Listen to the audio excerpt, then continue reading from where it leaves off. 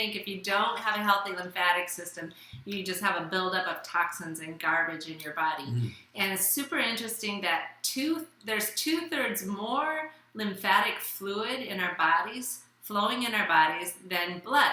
But the thing is, your heart is pumping your blood throughout your body. Your lymphatic fluid only flows when there's constriction of your muscles. Contraction.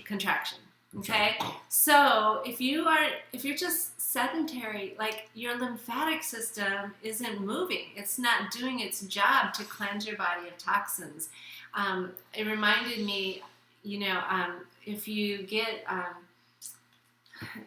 have earaches or your sinuses are full, like I learned that there's a technique like to get your lymphatic fluid flowing, which is going to help drain your sinuses. And so you pump right here. Anyways, there's things you can do, like there's little massage things. It's to get that lymphatic system flowing because you want to fight the toxins. In your kids, when they get sick, when they have an earache or a throat infection, these glands, these lymph nodes get swollen. Well, it's actually for a purpose. It's because that all the good guys, all the white blood cells are rushing there to fight the infection, to fight those viruses. And so we want to help our lymphatic system, and movement does that. It gets the fluids flowing. Yeah, aerobic exercise can triple the rate of lymphatic flow. Wow, that's a lot. Yeah. Right, next, it lowers stress. It enhances neurotransmitter production, and it helps to lower cortisol levels. One researcher conducted an experiment with lab rats. And he took some rats and shocked them with electrodes, shone bright lights, and played loud noises to them around the clock. At the end of 1 month, all the rats were dead from stress. Because they were all introverts. I'm proud of an extrovert. You might have liked it. I don't know. But he then took another group of rats and made them exercise on a treadmill. After they were exercised, he subjected them to a month of the same shocks, noises, and lights. These rats didn't die. They ran around well and healthy. Because you can burn off those stress chemicals. And everybody talks about stress today. Everybody's stressed.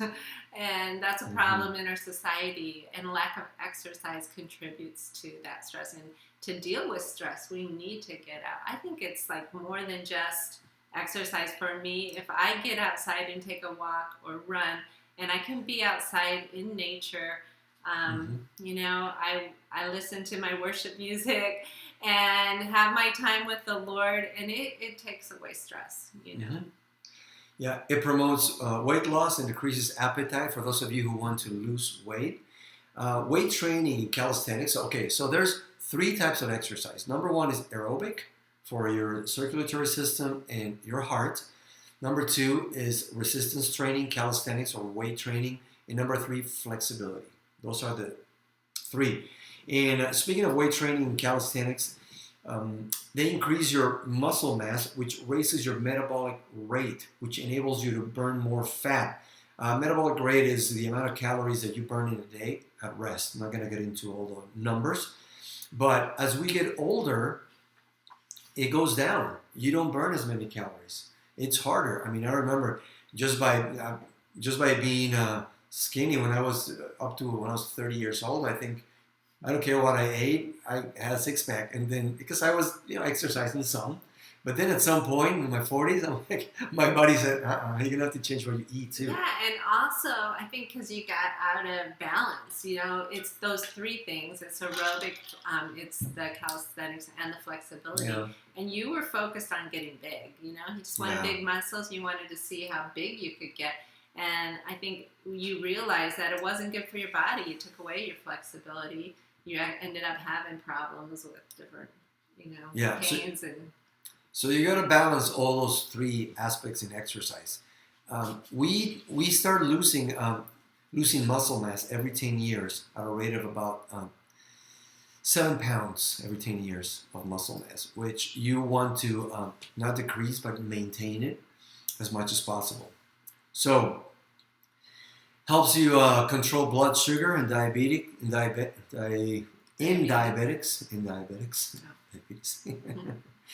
All right. Here's something else. Sweating is good for you. Mhm. Your skin is the third kidney. That's what they call it. Kidneys are they're organs to cleanse your your body. So it's good to sweat. A lot of people don't like to sweat. Yeah, I think it's an image, like we everything's antiperspirants, and yeah, like the idea of having a little sweat under your arms is like, ooh, gross. I know my 16-year-old, he was commenting, it's like, I sweat too much, and That's really good. bad. But that's so good. You're getting rid of the toxins. Your body is cleansing itself. Yeah, just take a shower. All right, talk about this one, honey. The And lady. Huh? if anybody's sweaty, he makes them take a shower. Okay. Don't sit down on the couch. Yeah, take showers. Okay, talk about this lady. She was 30 years old, went to see the doctor. Well, she was 30 years old, and she was having severe headaches, fatigue, acne breakouts, and severe constipation. She would only have one bowel movement a week. And so this doctor, and that had started in her teens, and now she was 30, so imagine. So the doctor said, okay, I want you to start drinking 2 quarts of filtered water every day, Fiber, magnesium capsules before bedtime, but there were no changes in her system. And he realized when she came back that he hadn't asked her if he just thought she looked pretty healthy. Mm-hmm. He hadn't asked her if she did any exercise, and she didn't exercise. So he recommended jumping on those little trampoline things, rebounders, for 5 minutes in the morning. And boom, she could go to the bathroom. Like that's what needed to change. It's that what we said, it's stagnant water. She just needed to get her system moving. And then our bodies are designed to work. Start thinking that you should move every day of your life. Maybe every week or so, you could take one day off, but at most days you need to be moving. Exercise slows down the aging process, another benefit, right? So this is a really interesting story. In a study published in the American Journal of Psychology or Physiology, a professor at the University of Florida found that antioxidant intervention, which can come from taking antioxidant supplements or from a steady routine in exercise, slows parts of the aging process. Remember when we talked about the free radicals that your organism is fighting all the time from stuff that you eat or from stress or different reasons? I mean, the free radicals are molecules like to stay in pairs. So this one they are free. So they're looking for a mate to create a pair, and they disrupt your cells, they destroy cells and DNA. So you can fight the free radicals just by exercise as much as if you took supplements. Bone density. It was said that calcium, was really, really important.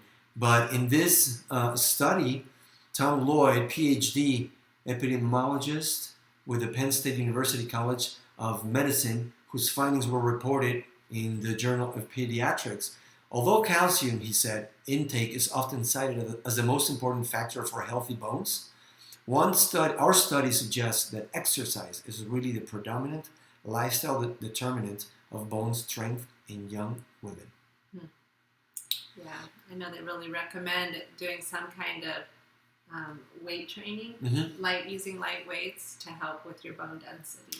Yeah, so that's part of the 3, right? So cardiovascular, and this is what we're going to recommend. If you are not exercising a lot, or you've never exercised, or you'd like to get started again, start 5 minutes, 3 times a week. Just walk around the block, 5 minutes, 3 times a week. Then every time, increase it to 6, 7, 8 minutes, until your goal is exercising 4 to 5 times a week for 30 minutes. Yeah, and you want to be able to walk fast enough that you can talk, but you wouldn't be able to sing, And try to get a buddy, try to get a partner, somebody that'll help keep you accountable to get out and walk. Try not to exercise 3 hours before you go to bed because it may give you trouble sleeping. Except for flexibility, you can do that anytime because it won't impede your exercise. Okay, this one. Exercise helps prevent cold and flu. And we're in the coronavirus time right now, and we notice that children are not 100% immune, but they're not that affected by it. And one of the reasons is because they move so much, their immune system is developing so strongly, the lymphatic system that you talked about. Research shows that people that exercise 30 minutes 3 or 4 times per week, they produce positive results by increasing the circulation of immune cells from bone marrow, the lungs, to the spleen. Another one, reduces depression, increases serotonin and dopamine levels. Dopamine is the feel-good hormone, right? When something's going your way,